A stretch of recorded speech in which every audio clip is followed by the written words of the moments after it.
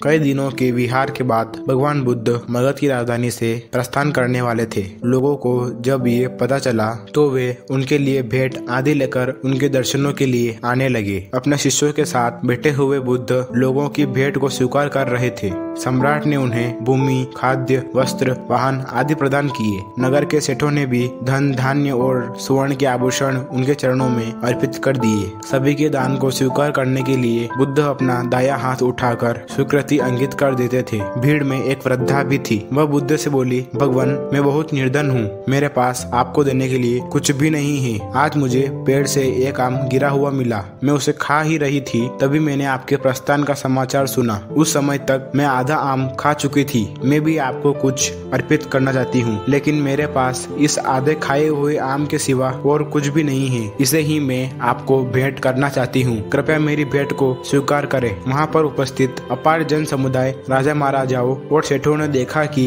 भगवान बुद्ध अपने आसन से उठकर नीचे आए और उन्होंने अपने दोनों हाथ फैलाकर वृद्धा का आधा आम स्वीकार किया। सम्राट ने चकित होकर बुद्ध से पूछा, भगवान, एक से बढ़कर एक अनुपम और बहुमूल्य उपहार तो आपने केवल अपने हाथ से ही स्वीकार कर लिए, लेकिन इस बुढ़िया के जूठे आम को लेने के लिए आप अपने आसन से नीचे उतर कर आए। इसमें ऐसी कौन सी विशेषता है? बुद्ध मुस्कुराए और बोले, इस वृद्धा ने अपनी समस्त पूंजी मुझे दे दी है। आप लोगों ने मुझे जो दिया है वो आपकी संपत्ति का केवल कुछ ही अंश है, और उसके बदले में आपने दान करने का अहंकार भी अपने मन में रख रखा है। इस वृद्धा ने मेरे प्रति अपार प्रेम और श्रद्धा दिखाते हुए मुझे सर्वस्व अर्पित कर दिया है, फिर भी उसके मुख पर कितनी करुणा है। सम्राट और सभी जन समुदाय को समझ में आ गया कि बुद्ध सही कह रहे हैं। इस प्रकार महात्मा बुद्ध ने सभी को दान के प्रति जीवन को बदल देने वाला ज्ञान दिया। आप इस कहानी के बारे में क्या सोचते हैं, हमें कमेंट बॉक्स में बताइए। अंत तक ये कहानी सुनने के लिए आपका बहुत बहुत धन्यवाद।